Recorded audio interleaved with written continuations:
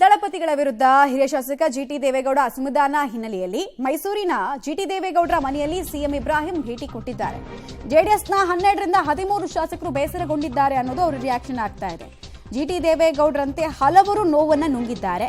ಅವರೆಲ್ಲರನ್ನ ಒಗ್ಗೂಡಿಸುವ ಕೆಲಸವನ್ನ ನಾನು ಶುರು ಮಾಡಿದ್ದೀನಿ ಅನ್ನೋದು ಸಿಎಂ ಇಬ್ರಾಹಿಂ ಅವರು ಮಾತಾಡಿದ್ದಾರೆ. ಚನ್ನಪಟ್ಟಣದಲ್ಲಿ 150 ಕೋಟಿ ಖರ್ಚು ಮಾಡಿ ಸೋತಿದ್ದಾರೆ ಜೆಡಿಎಸ್ನವರು.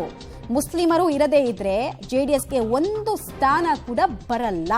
ಮೈಸೂರಿನಲ್ಲಿ ಸಿಎಂ ಇಬ್ರಾಹಿಂ ಅವರ ಸ್ಟೇಟ್ಮೆಂಟ್.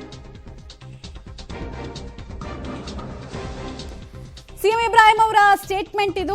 ಎಲ್ಲಾ ಶಾಸಕರನ್ನ ಒಗ್ಗೂಡಿಸೋ ಕೆಲಸ ನಾವು ಮಾಡ್ತಾ ಇದೀವಿ ಅಂತ ಇವರು ಹೇಳ್ತಾ ಇದ್ದಾರೆ. ಸೊ ಆಪರೇಷನ್ ಚಾಲ್ತಿಯಲ್ಲಿ ಇದೆಯಾ ಇಲ್ವಾ ಗೊತ್ತಿಲ್ಲ. ಆದ್ರೆ ಜಿಟಿ ದೇವೇಗೌಡರನ್ನ ಸಿಎಂ ಇಬ್ರಾಹಿಂ ಬಂದು ಭೇಟಿ ಆಗಿರೋದು ನಾನಾ ಚರ್ಚೆಗೆ ಗ್ರಾಸ ಆಗ್ತಾ ಇದೆ ಹಳೆ ಮೈಸೂರು ಭಾಗದಲ್ಲಿ. ಜೊತೆಗೆ ಜೆಡಿಎಸ್ನ ಕೆಲ ಶಾಸಕರ ಅಸಮಾಧಾನವನ್ನ ಇವ್ರ ಹತ್ರ ತೋಡ್ಕೊಂಡಿದ್ದಾರಂತೆ. ಅವರೆಲ್ಲರನ್ನ ಕೂಡ ಒಟ್ಟುಗೂಡಿಸ್ತಾ ಇದೀವಿ ಅನ್ನೋದನ್ನ ಹೇಳಿದ್ದಾರೆ. ಸೊ ಯಾವುದರ ಮುನ್ಸೂಚನೆ, ರಾಜಕೀಯ ಪಲ್ಲಟ್ಟ, ವಿಪ್ಲವಕ್ಕೆ ಇದೆಲ್ಲವೂ ಕಾರಣ ಆಗುತ್ತೆ ಅನ್ನೋದು ಕುತೂಹಲ.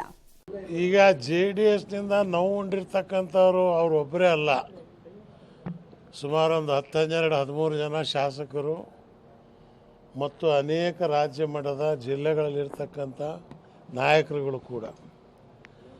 ನಾನು ಇವರು JDS ಕುಮಾರಸ್ವಾಮಿ ಸರಿಯಾಗ್ತಾರೆ ಅನ್ನೋ ಒಂದು ಕಲ್ಪನೆ ಇತ್ತು. ಚನ್ನಪಟ್ಟಣಕ್ಕೆ ನಿಲ್ಲಕ್ಕೆ ಹೋದಾಗಲೇ ಹೇಳಿದೆ ನಾನಿದ್ದಾಗ 20,000 ಗೆದ್ರಿ ನೀವು, ಬರೀ 4 ಕೋಟಿ ಖರ್ಚು ಮಾಡಿ. ಈ ಕೇಂದ್ರದ ಮಂತ್ರಿ BJP 150 ಕೋಟಿ ಖರ್ಚು ಮಾಡಿ 25,000ಕ್ಕೆ ಸೋತ್ರಿ. ಇದುವರೆಗೂ ನೀವು ರಿಯಾಕ್ಷನ್ ಕೊಟ್ಟಿಲ್ಲ. ಪಾಪ ನಿಖಿಲನ ಕೈಯಲ್ಲೇ ಹೇಳಿಸಿದ್ದಾರೆ.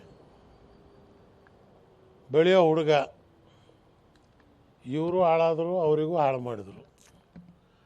ಅದಕ್ಕೆ ಅವ್ರಿಗೆ ಇನ್ನೂ ಅವಕಾಶ ಇದೆ. ನೀವು ಪಾರ್ಟಿಯಲ್ಲಿ ಪ್ರಜಾಪ್ರಭುತ್ವ ತಂದು ಒಂದು ಮೀಟಿಂಗ್ ಇಟ್ಟಿದ್ದಾರಂತೆ. ಅದಕ್ಕೆ ನೀವು ಎಲ್ಲಿದ್ದೀರಿ, ಬರ್ತ್ಡೇ ಅಂತ ನೋಡಿದೆ, ಬರಬೇಕು ಮನೆಗೆ ಅಂತ ಹೇಳಿದ್ರು. ನನಗೆ ಹಿಂಗೆ ಲೇಟ್ ಆಗ್ತಾಯಿದೆ, ದಡ್ಕರಲ್ಲಿ ಶ್ರೀನಿವಾಸ ಟೆಂಪಲಲ್ಲಿ ಹೋಮ ಜೋರಾಗಿ ಇಟ್ಕೊಂಬಿಟ್ಟಿದ್ದಾರೆ ಅಂತೇಳಿ ನಾನು 1 ಗಂಟೆಗೆ ಅಲ್ಲಿ ಹೋದೆ. ಆದರೆ ಅವರು 1.5 ಗಂಟೆ ಬಂದು 1 ಗಂಟೆಯಿಂದನೂ ಕೂಡ ಕಾಯ್ಕೊಂಡಿದ್ರು. ಬಂದೆ, ಶಾಲ ಹಾಕಿದ್ರು, ಹಾರ ಹಾಕಿದ್ರು, ವಿಶ್ ಮಾಡಿದರು, ನಿಂಗೆ ಒಳ್ಳೇದಾಗಲಿ ಅಂತ ಹೇಳಿದ್ರು.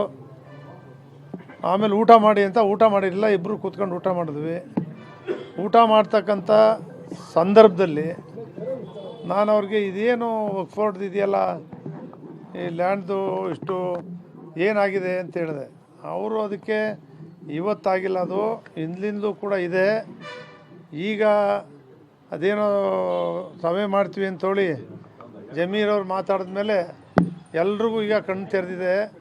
ನಾವು ಕೂಡ ನಮ್ಮ ರೈತ ಸಂಘದವರು ನಾವು ಎಲ್ಲ ಮೀಟಿಂಗ್ ಮಾಡಿದ್ದೀವಿ.